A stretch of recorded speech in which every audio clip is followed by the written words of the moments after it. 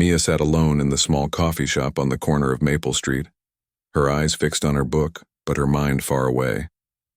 No one noticed how different she was at first glance. Her skin seemed normal enough in the dim light, her eyes hidden behind dark glasses. Her long brown hair fell over her shoulders in waves that she had carefully styled after watching Human Women for weeks. The truth was, Mia was not from Earth. She had arrived 6 months ago, her ship landing in a remote forest area, far from human settlements.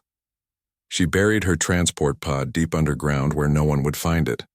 She learned human languages from radio signals and television broadcasts.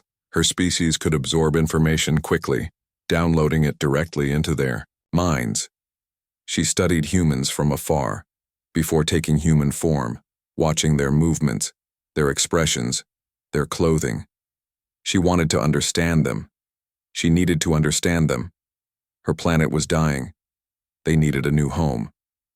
But first, they needed to know if humans would accept them or fear them.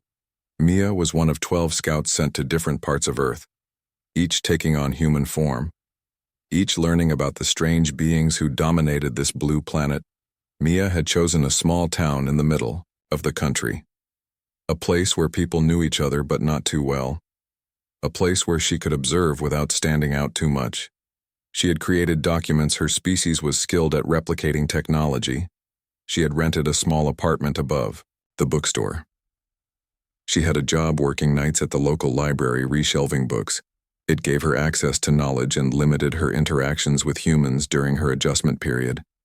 She turned the page of her history book, her slender fingers, moving with careful precision. Human bodies were so fragile, so limited compared to her natural form. But she was adapting, learning to move with the right amount of force.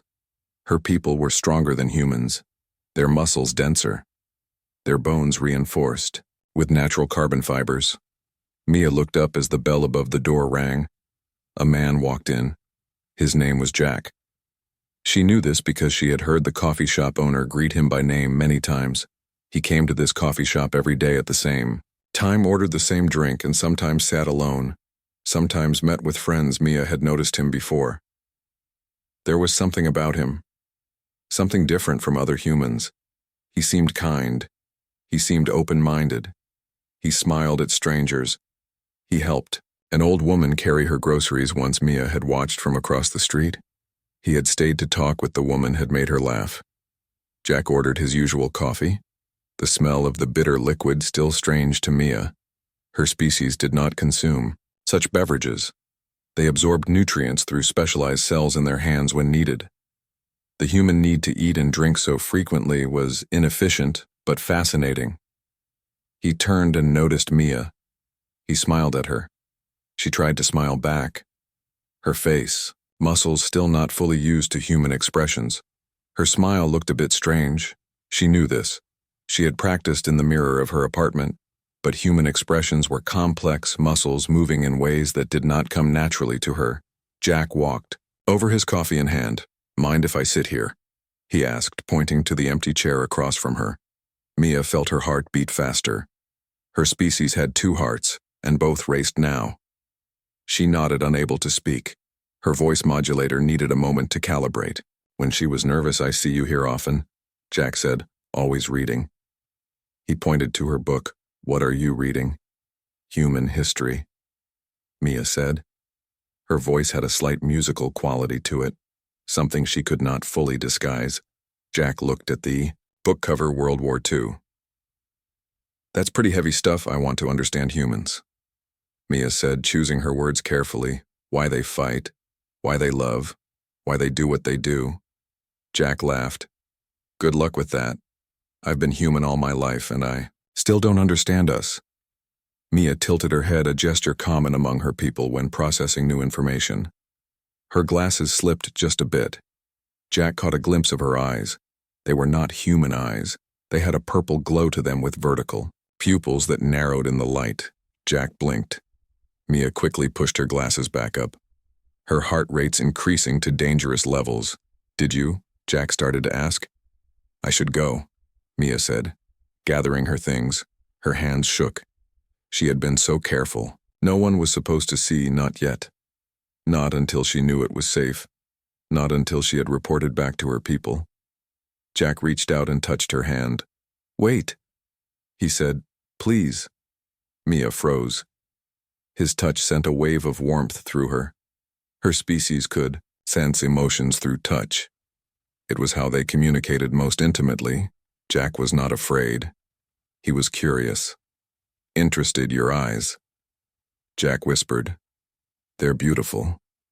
Mia sat back down. "You're not scared." "Should I be?" Jack asked, still holding her.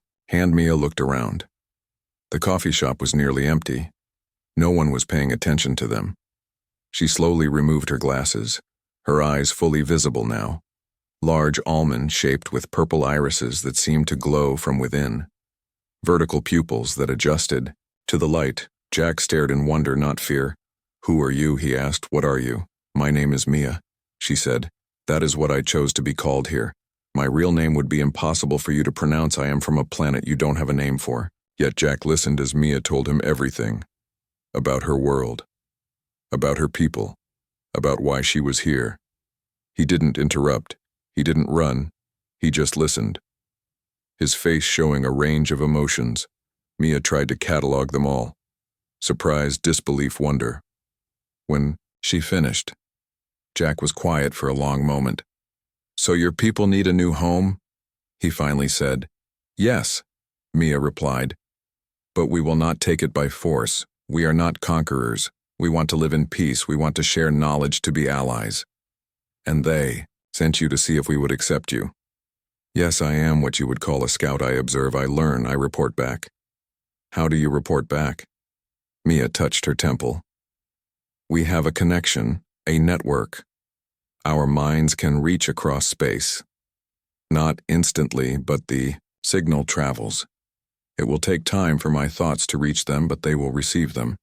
Jack smiled. "Well, you found me, and I accept you. But you are just one human." Mia said, "There are billions of you." "True," Jack said, "but I'm a good start, don't you think?" Mia felt a strange sensation in her chest. Hope. It was hope. Her people had almost lost that feeling. Their dying world had taken so much from them.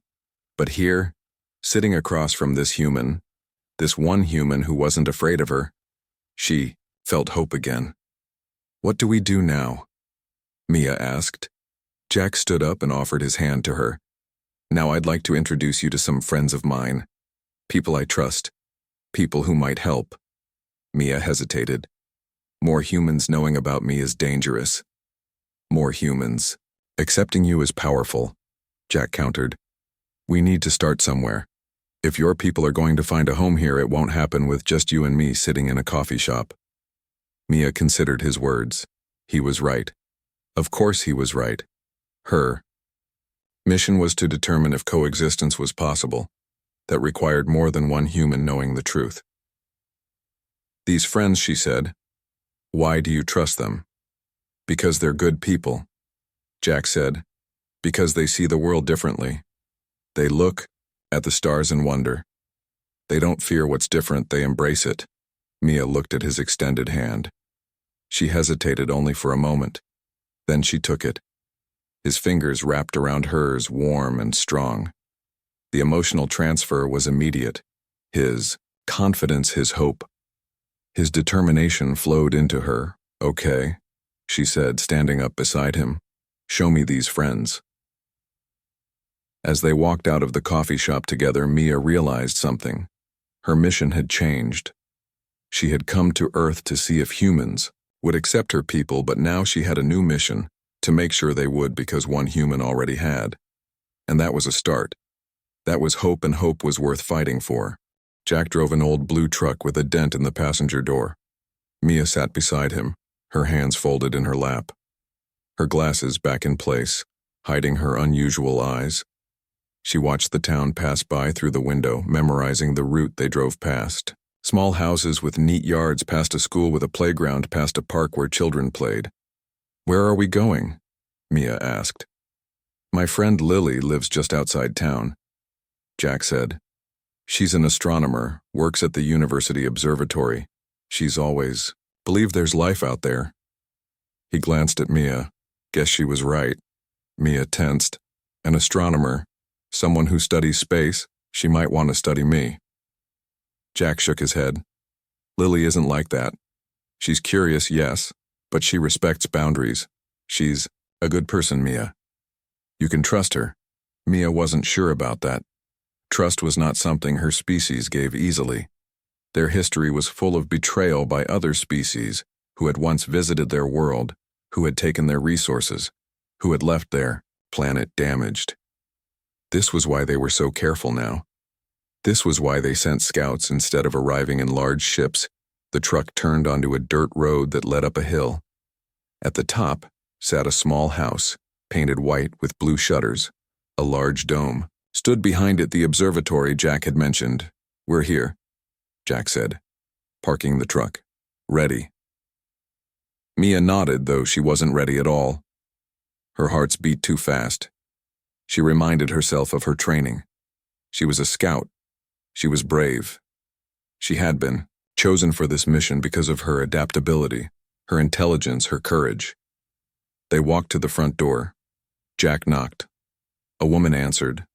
She was tall, with curly red hair and freckles across her nose. She smiled when she saw Jack, then looked curiously at Mia. Lily, this is Mia, Jack said. Mia, this is Lily. She's the friend I told you about. Nice to meet you, Lily said, holding out her hand. Mia hesitated, then shook it carefully, not wanting to absorb Lily's emotions without permission. That would be rude by her people's standards. Jack says you're new in town, Lily said. Leading them inside, the house was cluttered with books and papers. Star charts hung on the walls.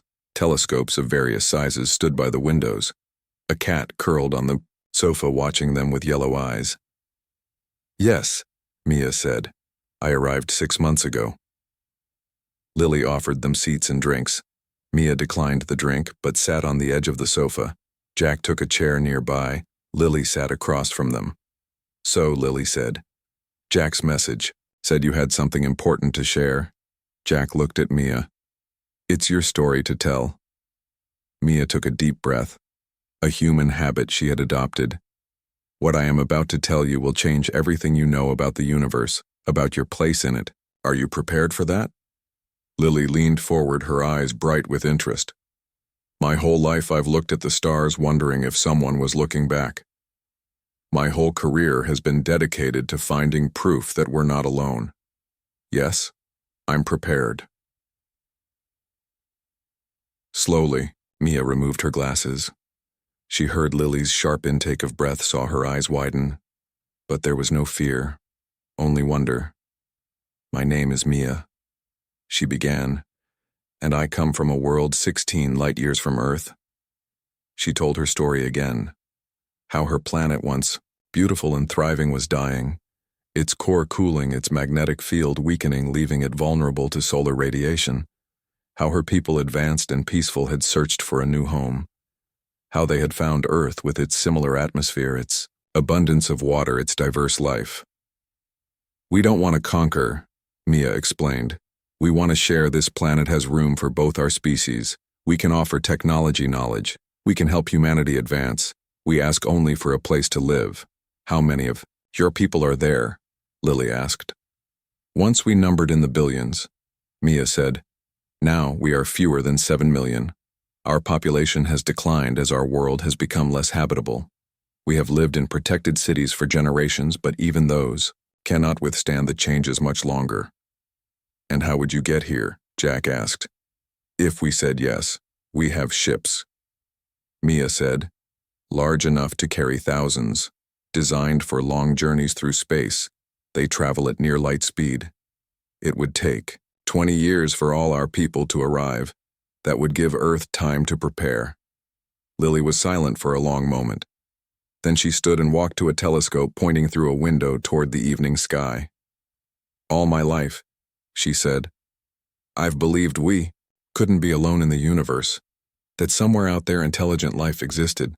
I've faced ridicule from colleagues. I've been called crazy.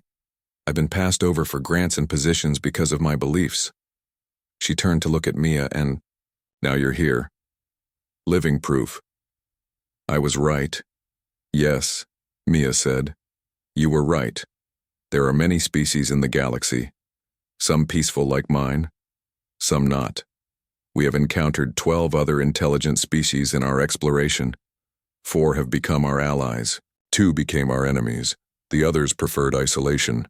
And humans, Jack asked, what will we become to your people? That is what I am here to discover, Mia said. That is my mission, to learn if Earth can be a home for both species, Lily returned, to her seat. This is huge, Mia, bigger than anything in human history. This changes everything. Yes, Mia agreed. And that is why we must be careful. People fear what they don't understand. Some would welcome us, others would see us as a threat. She's right, Jack said. We need to be strategic about this. We can't just announce to the world that aliens are here. Lily nodded. We need more people. People in positions of influence. People who can help prepare humanity for contact. Who do you suggest? Mia asked. I have colleagues at the university, Lily said. Scientists who would understand the significance. A physicist named Alan who studies alternative energy. A biologist named Kate who specializes in adaptation. I trust them. Can we meet them? Tomorrow, Jack asked. I can arrange it, Lily said. But Mia, we need to know more about your people. Your biology, your culture, your technology. We need to present a complete picture. Mia hesitated. There are things I cannot share. Not yet. Our defenses, our core technology. These are protected knowledge. That's fair, Lily said. But the more we know, the better we can help you. The conversation continued deep into the night. Lily asking questions. Mia answering what she could. Jack listening, offering thoughts. The cat eventually climbed into Mia's lap, surprising her. She had never touched an earth animal before. It was warm and soft. Its purring vibrations fascinating. When they finally left, it was well past midnight. The stars bright overhead, Mia looked up at them, knowing that somewhere her people waited for her report. In the truck, Jack was quiet for a time, then he said, You changed her life today. You know that she's spent her career looking for proof of alien life. And you walked right into her house. She seemed to take it well, Mia observed. Lily's special that way, Jack said. Not everyone will react like her. I know, Mia said. That is why we must be careful. Tomorrow we meet more humans. Jack said, Are you ready for that? Must be, Mia replied. My people are counting on me. They reached the town. Jack drove to the bookstore where Mia's apartment was located. The streets were empty at this late hour. Thank you, Mia said as the truck stopped, for not being afraid, for helping me. Thank you, Jack replied, for trusting me. Mia got out of the truck and walked to the side door that led to her apartment. She turned to wave as Jack drove away. Then she climbed the stairs to her small home. Inside, she went to the window, looking out at the night sky. She closed her eyes and focused, sending her thoughts outward toward her distant home. I have found humans who accept me. She thought I have begun my mission. There is hope. She didn't know if the message would reach her people tonight. It might take days. The connection was not always strong. But she had to try. She had to let them know. Tomorrow would bring new humans, new challenges. But for tonight, for this moment, she had hope. And that was enough. Morning came with rain. Mia watched the water fall from her apartment window. It streamed down the glass, creating patterns she found beautiful. Her world had rain too, but it was different. Thicker. Heavier earth rain was gentle by comparison. She dressed, carefully choosing clothes that would help her blend in, jeans, a sweater, boots, her dark glasses, as always. She pulled her hair back into what humans called a ponytail, the movement still strange to her. On her world, her people had no hair.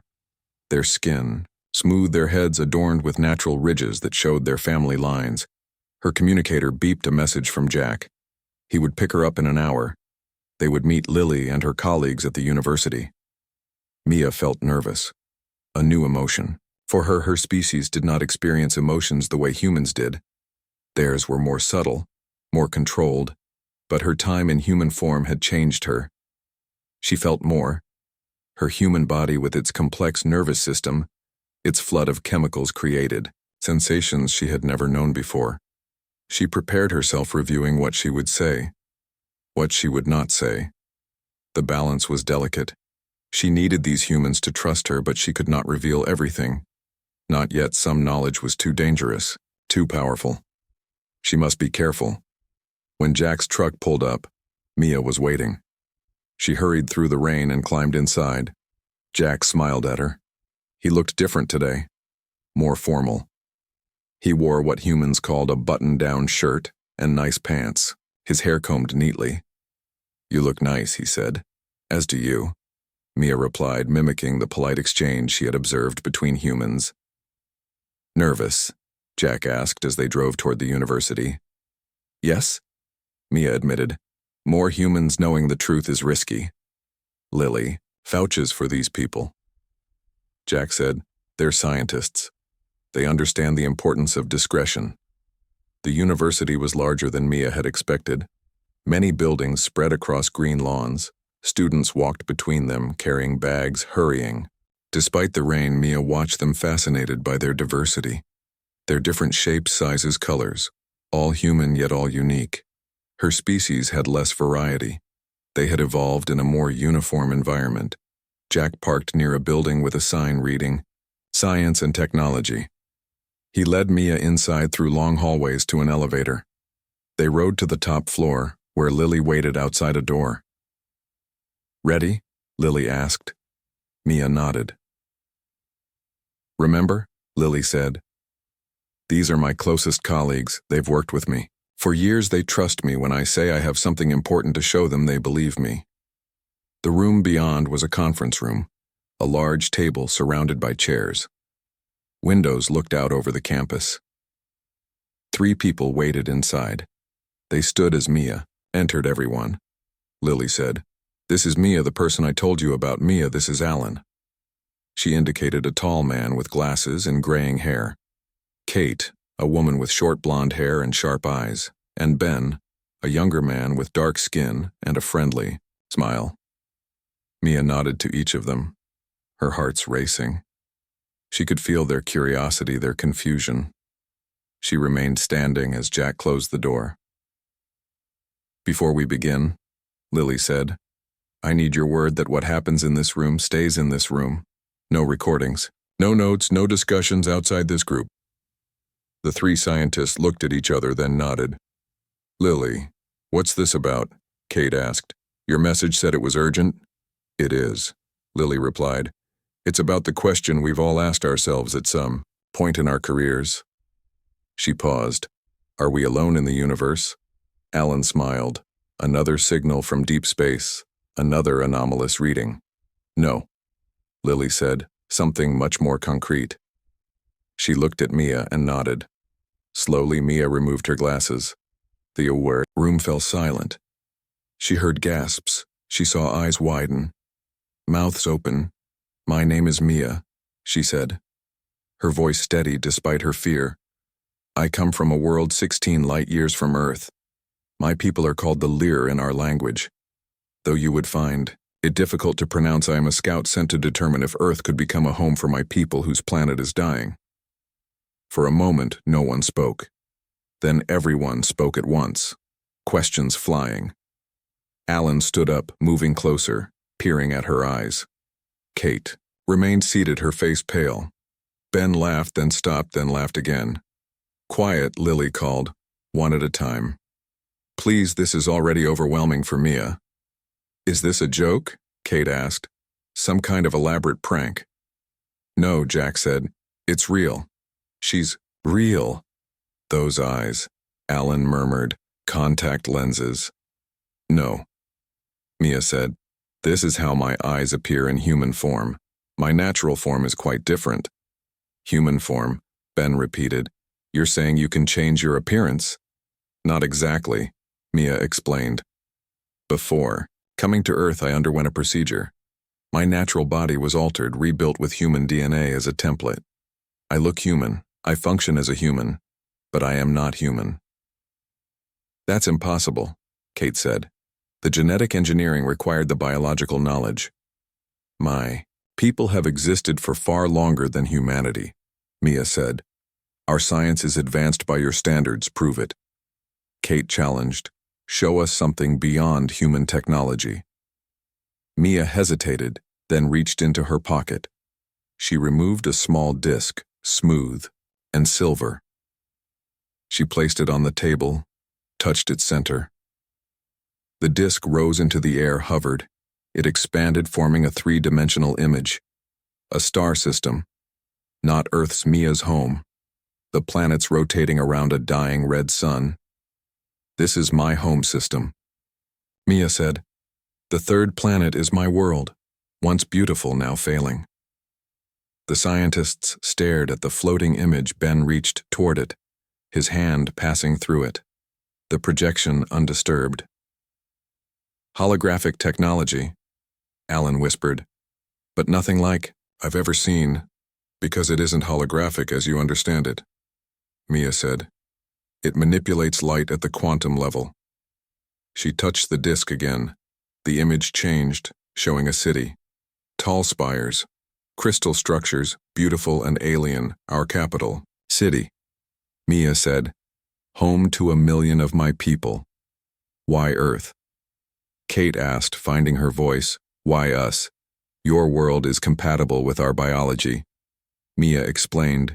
Your atmosphere, your gravity, your sun, all similar enough to our own, and your planet has space room for both species to coexist, and if we say no? Kate pressed. Then we will look elsewhere. Mia said simply.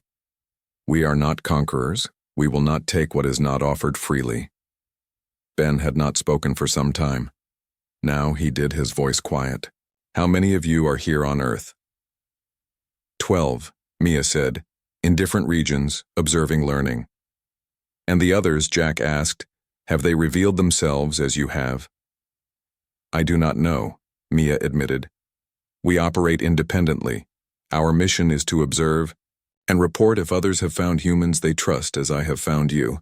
They may have similar conversations may be happening across your world. Alan sat down heavily. This changes everything. Everything we know. Everything we believe. Yes. Mia agreed. That is why we move carefully. That is why we sent scouts, not ships. Your technology, Alan said, the medical knowledge, the quantum manipulation, the space travel, it could advance humanity by centuries. Yes, Mia said, we would share what we know, what is safe to share. Some knowledge must be earned. Some technology requires wisdom to use properly. Like weapons, Kate said. Among other things, Mia agreed. My people abandoned weapons of mass destruction generations ago. We learned their cost. We would not share such knowledge with a species still engaged in warfare. The room fell silent again. The implications of Mia's words, clear Earth, with its wars, its conflicts, its divisions, was not ready for everything the Lear could offer. How do we proceed? Lily finally asked, what's the next step? That is what we must decide. Mia said, I came to observe, to learn. Now I need your help to determine how to proceed. If Earth could accept my people, how that acceptance might happen. We need more information, Kate said, about your biology, your cultural practices, your technology, your needs. I will share what I can, Mia promised. We need a plan, Ben added, a way to introduce this idea to the wider world gradually.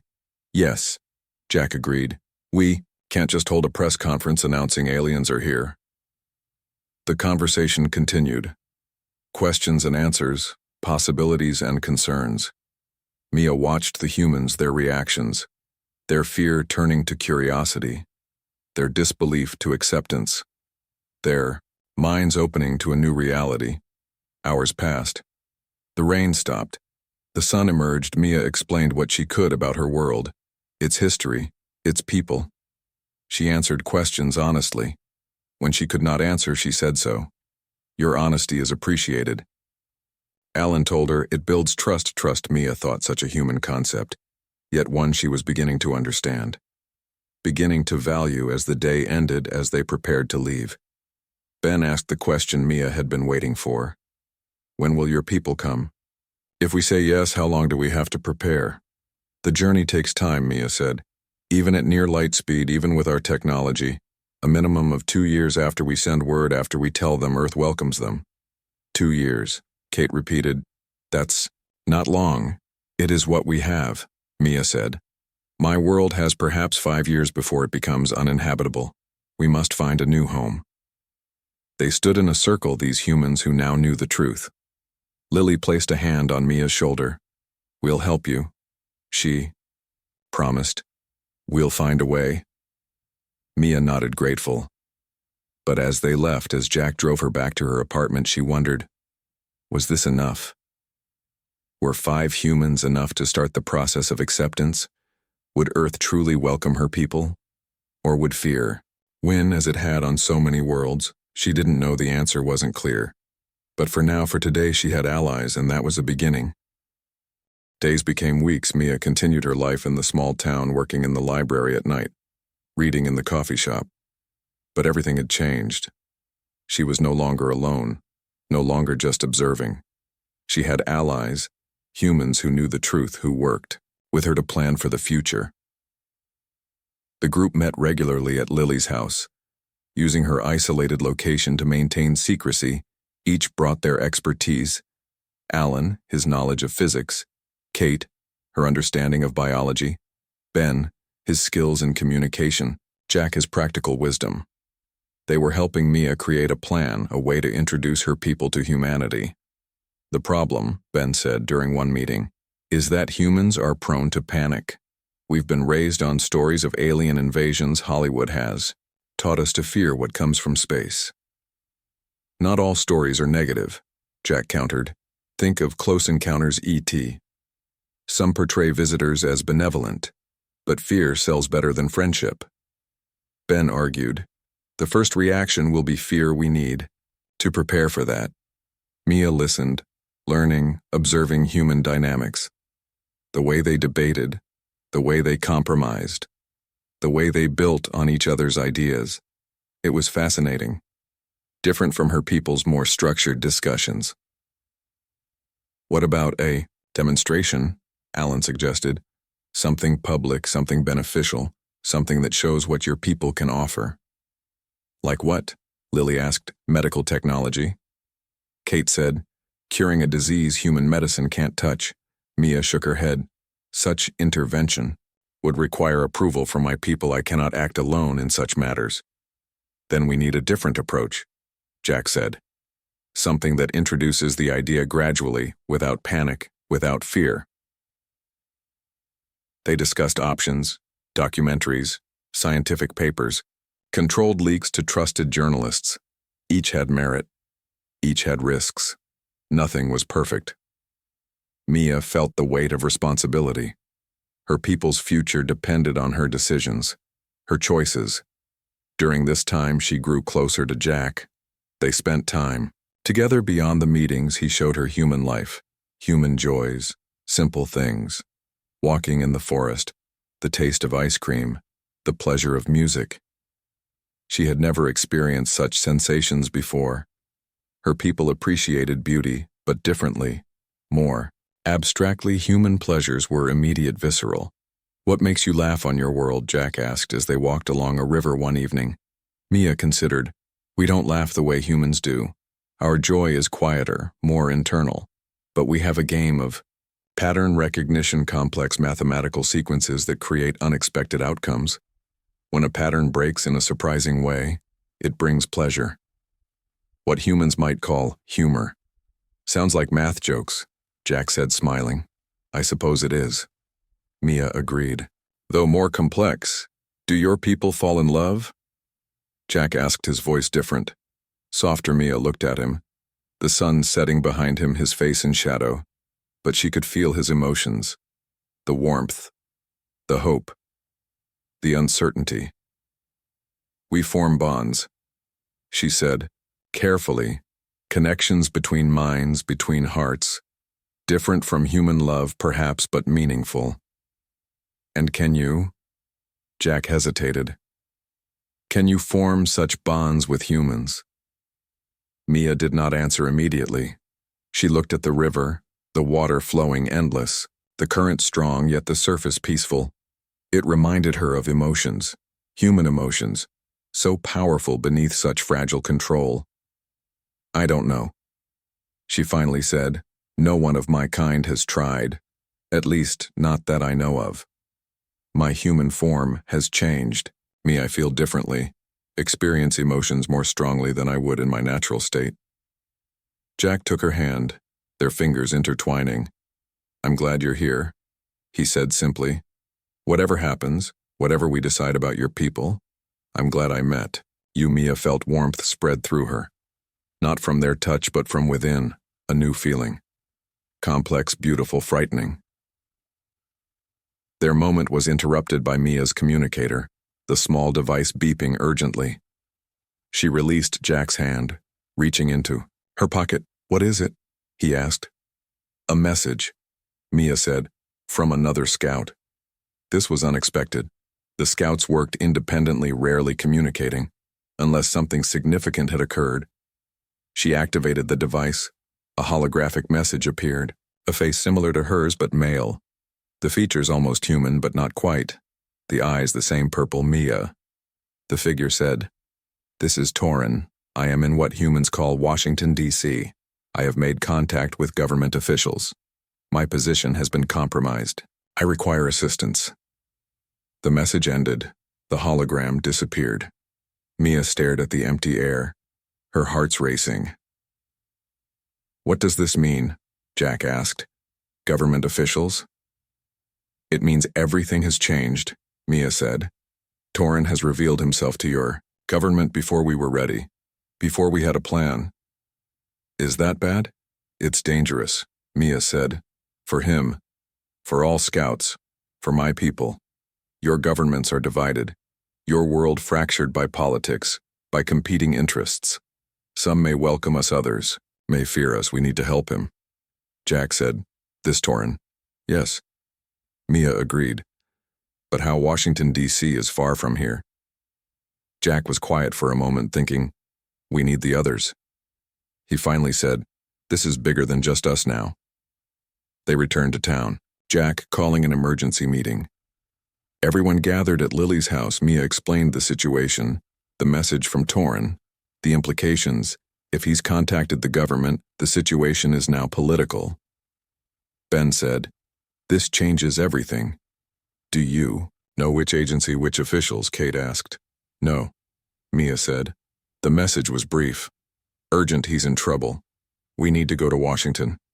Jack said, Find him, help him. That's crazy, Alan protested. What can we do against government agencies? We can provide another perspective, Lily argued. We're scientists, we understand the importance of this contact, we can advocate for peaceful interaction, or we could make things worse. Kate said, Complicate an already delicate situation. They debated, long into the night. No clear answer emerging. Mia felt torn. She had a duty to help a fellow scout, but she also had a mission to complete, a responsibility to her people. In the end, they decided Jack, Mia, and Ben would go to Washington. Lily and Alan would stay behind, continuing their research. Kate would monitor news reports looking for any sign of Torin's revelation becoming public. The next day they packed Jack's truck supplies for the journey. Maps, electronic devices. Mia brought her communicator, hoping to contact Torin again. Without success. His signal was gone. Either by choice or by forces, they prepared to leave. Mia stood outside the bookstore, looking up at her apartment. She had grown comfortable here, in this small town, among these humans. She had found something unexpected. Connection, understanding. Perhaps even belonging. Ready? Jack asked, standing beside her. Yes, Mia said, though she wasn't sure if she was ready for what lay ahead. The uncertainty, The risk. The potential for conflict. Ben joined them carrying the last bag. This is history, he said. Whatever happens, we're part of something bigger than ourselves. They climbed into the truck. Jack driving, Ben in the passenger seat, Mia in the back, her eyes hidden behind, her glasses, her mind racing with possibilities, with fears, with hopes. As they drove away from the town, Mia sent one last thought toward the stars, toward her distant home. The path grows complicated, she thought, the future uncertain. But I continue. I persevere. For my people. For our new beginning. The truck headed east toward Washington, toward Torin, toward a confrontation that would determine the fate of two species, whether Earth would welcome the lure or reject them, whether Mia's people would find a new home or continue their desperate search among the stars. Mia watched the landscape pass farms and forest towns and cities. So much life, so much diversity. Earth was beautiful despite its flaws, despite its conflicts. She hoped her people would have the chance to see it, to appreciate it, to help preserve it. What are you thinking? Jack asked, glancing at her in the rearview mirror. That I hope we're not too late, Mia said. That I hope Torin is safe. We'll find him, Jack promised. Whatever it takes, Mia nodded, grateful for his confidence, for his determination. But deep within she felt uncertainty, the path ahead shrouded in shadow, the outcome unknown. All she could do was continue forward, one step at a time, one moment at a time, hoping that the connection she had formed with these humans would be enough to save Torin, to convince others that humanity and the Lear could share Earth in peace, in harmony. As the truck sped down the highway, Mia closed her eyes, sending her thoughts outward one last time. I am coming, Torin, she thought. Hold on, I am coming. Whether he could hear her, whether he still lived, whether any of this would matter in the end, she did not know, could not know, but she had to try, had to hope. That was what she had learned from humans, the power of hope, even in darkness, even in doubt. Hope remained, and with hope anything was possible, even peace between worlds. Washington, D.C. was a city of power. Mia felt it as they drove into the Capitol buildings of stone and marble monuments, reaching toward the sky, people moving with purpose. This was where humans made decisions that affected millions. This was where Torin had revealed himself. This was where everything would change. They found a small hotel on the outskirts of the city, a place where questions weren't asked, where cash was accepted. Ben secured them rooms. Jack brought in their bags. Mia stood by the window looking out at the city lights, her communicator silent. No signal from Torin. No way to find him. How do we even start looking? Ben asked, sitting on one of the beds. This city is huge, government buildings everywhere. We need to think. Like Torin, Mia said. If he contacted government officials, he would have been strategic, logical.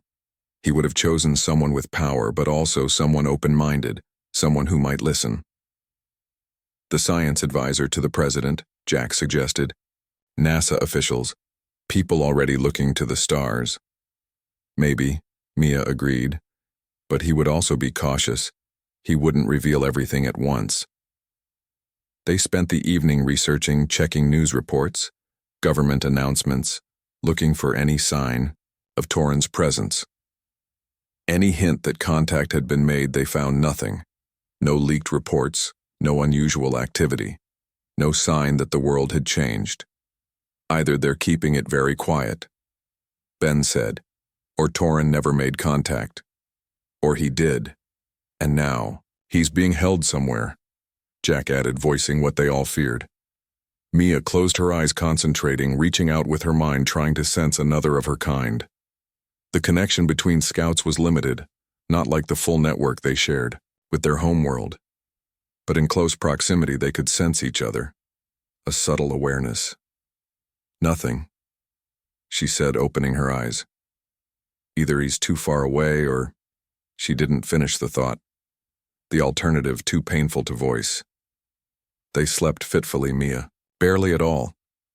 Her human form required rest, but her mind was too active, too worried. In the morning they continued their search.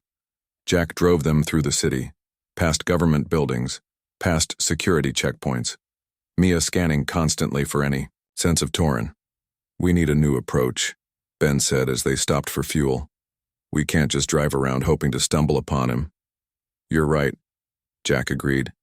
We need information. We need someone who knows what's happening inside the government. I might know someone, Ben said hesitantly. A former classmate. She works for a senator, someone on the science committee. Can you trust her? Mia asked. Ben shrugged. We were close once. I think she would at least talk to me. It was their only lead. Their only hope. Ben made the call, arranged a meeting. A coffee shop near the Capitol building, neutral ground, public enough to be safe, private enough to talk. Her name was Amy. She had blonde hair, sharp eyes, a quick smile. She hugged Ben when she saw him, looked curiously at Jack and Mia. So what brings you to DC? She asked after they ordered drinks. Your call sounded mysterious. Ben glanced at Mia, then back to Amy. We're looking for someone, he said carefully. Someone who might have contacted government officials recently. Someone unusual. Amy's smile faded. What kind of someone? Someone not from around here, Ben said. Someone whose appearance might be striking, whose knowledge might be valuable. Amy's posture changed. She sat straighter, her eyes darting between them. This isn't a casual visit, is it? No, Ben admitted. It's important, Amy. Possibly the most important thing I'll ever do. She was silent for a long moment. Then she leaned forward, her voice low. There are rumors. Something happening. At Andrews Air Force Base. Something classified, top-level security. A visitor being held for questioning. Mia felt her heart skip a beat. Andrews Air Force Base. A military installation. They were holding Torin. Not as a guest, but as a prisoner. A subject. What kind of visitor? Jack asked. Amy shook her head. I don't know details. Just whispers. Security protocols being upgraded. Scientists being called in. Urgent meetings. Who's in charge? Ben pressed. Who made the decision to hold this visitor? The Joint Chiefs, the Secretary of Defense, the National Security Advisor. Amy listed. The President has been briefed. That's all I know. It was enough. It was too much. Torin in military hands. Being studied, questioned. Perhaps worse, Mia felt sick. Her human body, reacting to her emotions, her fear, her anger. Thank you, Amy, Ben said. This helps. Ben, what's going on? Amy asked. Who are you looking for? What is this about? Ben looked at Mia, a silent question in his eyes. She gave a small nod. Permission to trust. Amy, with a partial truth, it's about first contact, Ben said. It's about the future of humanity. Amy stared at him. You're serious. Never more so. They left Amy with more questions than answers, but they had information, a location, a purpose. Andrews Air Force Base, heavily guarded, restricted, holding Torin. We can't just walk in, Jack said as they drove away from the coffee shop. It's a military base. No, Mia agreed. But I can reach him now that I know where he is. I can connect. That night, in the hotel room, Mia sat on the floor in the center of the room. Her eyes closed, her mind reaching outward. Not toward the stars this time, but toward Andrews. Toward Torin. Jack and Ben watched, silent, respectful of her concentration. Torin, she called. Mentally, Torin, it is Mia. I am here for long minutes. There was nothing. Then faintly, like a whisper, Mia, Torin's voice in her mind. Weak, distant, but alive. They are holding me. They are afraid. I am coming. Mia promised. We will help you. No, Torin responded. Too dangerous. They watch me. They study me, but I have made progress. Some understand, some listen. The scientist Elena Harper. She sees the truth. Help me reach her, Elena Harper. A name. A connection. A way forward. Mia opened her eyes, looking at Jack and Ben. He's alive, she said, relief in her voice. He's being held, but he's alive, and he's made a connection with someone. A scientist named Elena Harper. Can we find her? Jack asked. Ben was already typing on his laptop searching Elena Harper, he muttered. Xenobiology, astrobiology, Harvard PhD, NASA consultant. There she is. He turned the laptop, showing them a photo. A woman with dark hair, serious eyes, a gentle smile. We need to contact her, Mia said. She's our way to Torin. And how do we do that, Jack asked. She's working on a classified project. She's probably under surveillance. The old-fashioned way, Ben said. We go to her home. Elena Harper lived in a suburban neighborhood outside the city. A modest house with a garden. A normal life for someone. Now involved in extraordinary circumstances, they watched the house from their parked truck down the street. Unobtrusive. There she is, Ben said, as a car pulled into the driveway. Elena Harper stepping out, looking tired, carrying a briefcase. She went, inside, lights coming on. Now what, Jack asked. I go alone. Mia said, less threatening, one woman at her door. It's too risky, Jack argued. If she calls security, she won't, Mia said with certainty. Torin trusts her. I trust his judgment. Before they could argue further, Mia was out of the truck, walking toward Elena's house, her heart's pounding, her resolve firm. This was their chance. Perhaps their only chance. She rang the doorbell. Waited. Elena opened the door, looking surprised, then cautious. Elena Harper, Mia said. My name is Mia. We need to talk about Torin. Elena's eyes widened.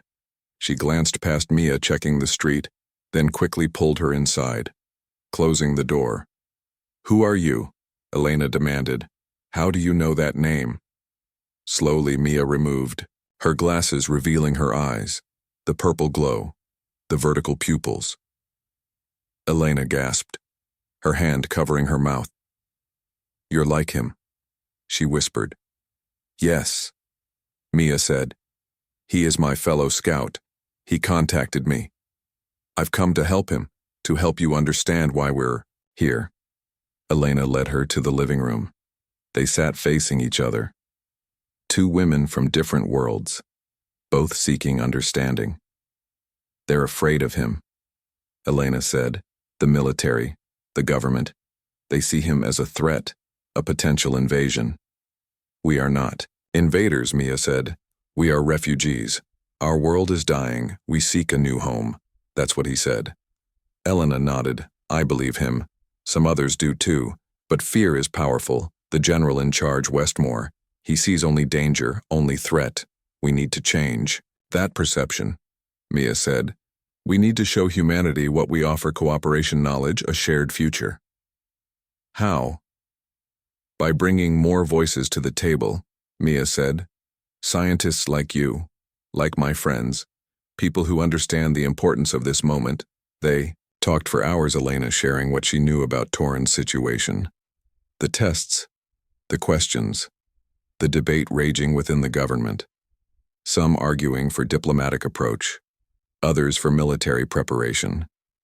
Mia explaining her people, their history, their needs, their hopes. I can help you see him, Elena finally said. I can arrange it, but it will be risky. I understand, Mia said, but it's necessary. He needs to know he's not alone, that we have a plan. Elena made a call, spoke in coded language, made arrangements. A visit to the base. The next day, under the guise of scientific consultation, Mia would come as her assistant. Ben and Jack would stay behind. Too many strangers would raise suspicion. Mia returned to the hotel, explained the plan. To Jack's objections, to Ben's concerns, I have to go, she said. He's my responsibility, my fellow scout, my friend. Then I'm coming too, Jack insisted. I'll stay in the truck. Wait nearby. The next morning, Elena picked Mia up. Jack following at a distance. They drove to Andrews Air Force Base, passed through security. Elena's credentials opening gates, Mia's heart racing beneath her human exterior. Her mind focused on the task ahead. The facility where they held Torin was underground. A bunker secured. Labs, armed guards. Elena led Mia through corridors, through checkpoints, her presence accepted without question. She was trusted. She was valued.